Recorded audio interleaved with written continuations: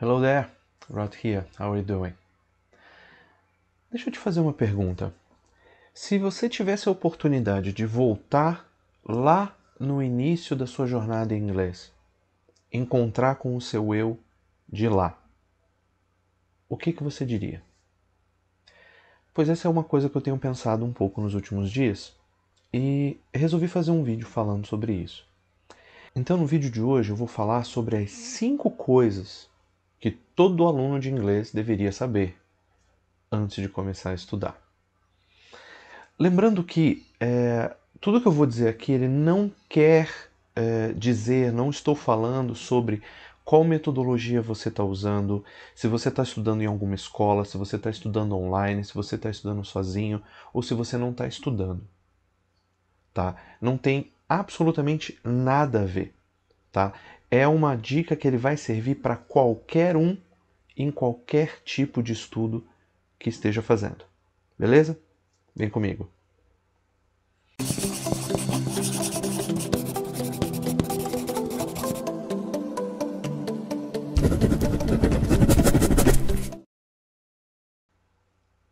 Então, antes da gente começar o nosso vídeo, já aproveita e se inscreve no canal se você ainda não for inscrito. É muito fácil. É só clicar naquele botãozinho vermelho ali embaixo e você está inscrito. Mágica. Agora, para ver todos os vídeos que a gente vai lançar daqui para frente, antes de todo mundo, é só clicar no sininho, tá bom? Então, se inscreve lá e bora voltar pro vídeo. Então, a primeira dica que eu tenho para você hoje é que essa jornada ela é um processo. O que é esse processo? Um processo é basicamente uma coisa que tem início, meio e fim. Então, se você já iniciou a sua jornada, maravilha. Se você ainda está no meio dela, muitas coisas podem acontecer. É muito, mas muito comum que a gente comece a desanimar e a gente acabe por desistir desse processo. Mas já põe uma coisa na sua cabeça. Ele é um processo contínuo, ele é uma coisa que não pode parar. Aí você fala assim, tá, é papo furado. Não, é o inglês é um idioma vivo, é um idioma que está tendo coisas novas todos os dias. Então, se você para de aprender agora, acredite, eventualmente no futuro, se você retornar, você vai precisar voltar até onde você começou. E isso é uma das maiores causas de desanimação e até mesmo de uma nova desistência, é ter de começar de novo. Então, entenda que é um processo, que esse processo ele depende muito de como as coisas vão andar para você. Novamente, eu não estou falando nada sobre metodologia, tá? A gente vai falar sobre outros tópicos aqui que eu vou reforçar um pouco essa importância do seu trabalho, mas que, novamente, é um processo, é uma coisa que leva tempo, beleza? Bom, a segunda dica de hoje, o teacher não é um dicionário. Então, já passei por algumas situações onde alunos olhavam na minha cara e achavam que eu sabia a resposta para tudo, que eu tinha a tradução de todas as palavras do dicionário. Sim, o teacher sabe muitas palavras. Mas muitas das vezes, a gente, ao preparar a nossa aula, a gente aprende vocabulário novo. Como eu falei antes, inglês é uma língua viva. Tem muitas coisas sendo criadas e muitas delas que não têm uso. Tem muitas coisas que não têm uso na língua mais, mas que lá uma vez ou outra alguém utiliza e a gente precisa saber o que é. Ou a gente tem a intenção de saber o que é. Então, o teu professor, seja eu, seja o professor da sua escola, seja o professor do seu curso, ele não é um dicionário. Então o que eu quero dizer com isso? Consiga um dicionário para você. O dicionário ele vai te ajudar a te guiar para o norte, para você entender uma tradução inicial às vezes é a tradução que você está buscando, tá? Por que eu estou dizendo isso? O dicionário ele nem sempre tem a contextualização daquilo que você está buscando. E algumas palavras em inglês, elas têm, elas têm contextos diferentes para contextos diferentes. Ou seja, Se eu tenho uma situação onde eu precise, onde sei lá, vai por esse caminho aqui, a minha esquerda, sua direita, mas, na verdade, a tradução está me dando um outro caminho.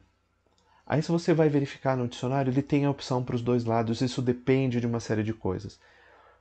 Então, consiga o seu dicionário, não tem problema, e por ele, tenta se guiar para qual dos lados. Leia atentamente as instruções que estão lá. Se mesmo assim ficar difícil entender, consulta o seu professor, não tem problema. Tá? Agora, isso que eu estou te falando leva a gente para a terceira dica de hoje, que o tradutor nem sempre vai te dar a resposta certa. Tá? A gente conhece diversos tradutores, especialmente tradutores online gratuitos. Né? Então, alguns deles são do que a gente chama de código aberto. O que é isso? Eles são tradutores que a gente tem a possibilidade de inserir conteúdo neles. Tá? Então, eu posso perfeitamente botar uma palavra, sei lá, posso botar aqui house. E posso chamar house de cachorro e colocar lá dentro.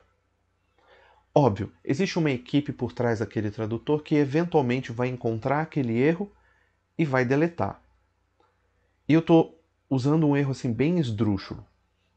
Mas eu vou dar um exemplo bem prático para você hoje. Eu tive uma situação numa escola que eu trabalhei há algum tempo atrás, onde um aluno procurou no tradutor as palavras que ele não sabia para a frase que ele queria escrever. Então ele colocou assim, ó, I stomp the guitar. O I, todos nós sabemos que é eu. Beleza. The guitar, o violão ou a guitarra. Tranquilo. Agora, stomp. Stomp, na verdade, é isso aqui. É um pedacinho de madeira. É um toco. Esse aluno em questão colocou lá no tradutor toco, que se você parar para pensar, tem a mesma escrita da palavra toco, do verbo tocar em português. E pegou o resultado que ele achava mais interessante para deixar a frase dele mais fancy. Então, infelizmente ela está errada. Por quê? O tradutor ele também, assim como o dicionário, não contextualiza aquilo que você está colocando ali. Você precisa dar o contexto para o tradutor. Então, se você quer utilizar o tradutor de uma forma mais efetiva, utilize frases inteiras, parágrafos às vezes. Porque utilizar palavras isoladas é muito provável que você vai acabar tendo problemas. A quarta dica de hoje ela é especial para você que está tendo aula em curso regular ou está seguindo uma rotina de estudos. Somente aquele tempo da sua aula não vai fazer você ficar fluente. Então, por que eu estou dizendo isso?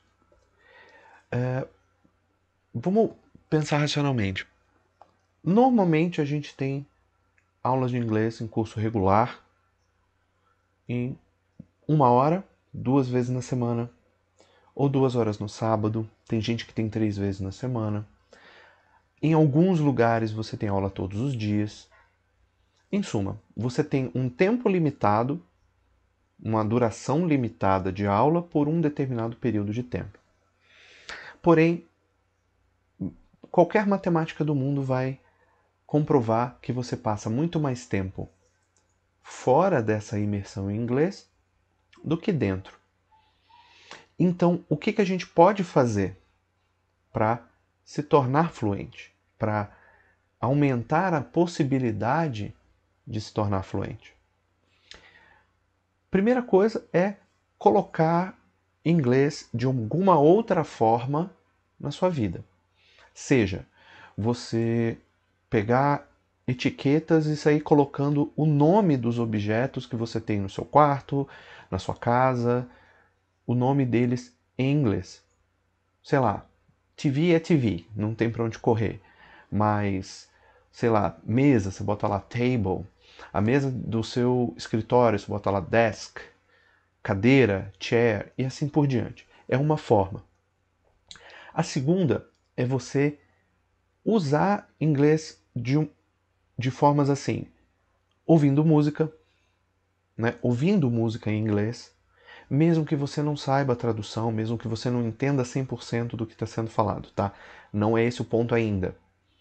Mas o desenvolvimento do teu listening, ele depende bastante de você ouvir. Então, ouvir bastante música, podcasts, né? Palestras, enfim, o que for que tiver gente falando inglês, vai, ouve, se joga nisso. Assistir filmes, séries com o idioma original, né? Eu sei, nós temos grandes dubladores no Brasil, mas o idioma original ele é sempre mais interessante. O que nos leva a falar sobre a legenda. A legenda é válida até um certo ponto. Tá? Depois de um certo ponto, que a gente já está entendendo tudo, que a gente está percebendo todas as coisas do filme, né, de ambientação, etc., a legenda ela atrapalha um pouco. Então, usa a legenda até o momento que você se sente confortável o suficiente para ouvir só o inglês. Mas, por favor, não deixa só aquele modo estou aprendendo inglês entre o início da sua aula e o final. Só isso vai fazer com que você demore muito para atingir um nível mínimo de fluência. E nesse percurso até lá, pode ser que você acabe desanimando. E a gente não quer isso. Bom, e por último, vamos falar sobre uma palavra em francês que muita gente utiliza em inglês, que é essa palavra aqui, ó, plateau. O plateau em francês quer dizer basicamente um planalto, é um terreno plano, mas alto em relação ao nível do mar. Por exemplo, nós aqui moramos em Brasília, vivemos no Planalto Central. Então aqui, de uma certa forma, é um platô. Agora, quando a gente fala sobre platô em educação, em aprendizado, a gente quer dizer que é aquele momento que a gente começa a nossa curva de aprendizagem, ela começa a subir, e nós atingimos um determinado ponto que parece que a gente não está aprendendo nada. Todos nós já tivemos esse sentimento. Ele é até muito comum em sala de aula e até fora dela. A minha sugestão para você, se você se sentir nesse platô, é simplesmente mude a abordagem. Se a tua rotina de estudos te levou a esse platô, mude a tua rotina de estudos. Aumente a intensidade ou diminua a intensidade, mas foque em coisas mais específicas. Isso vai depender de você, vai depender do teu objetivo. Mas atingir um platô muda. Porque você mexe com toda a estrutura, aí você começa a subir de novo. Bom, por hoje é só, vamos ficando por aqui. Eu espero que você tenha gostado do vídeo. Se você gostou, já deixa aquele like maroto, que ajuda na divulgação do canal e ajuda o canal a crescer. Também, segue a gente lá nas redes sociais. Os links estão aqui e vão estar também na descrição do vídeo. E ó, não esquece. Attention, focus, dedication and hard work.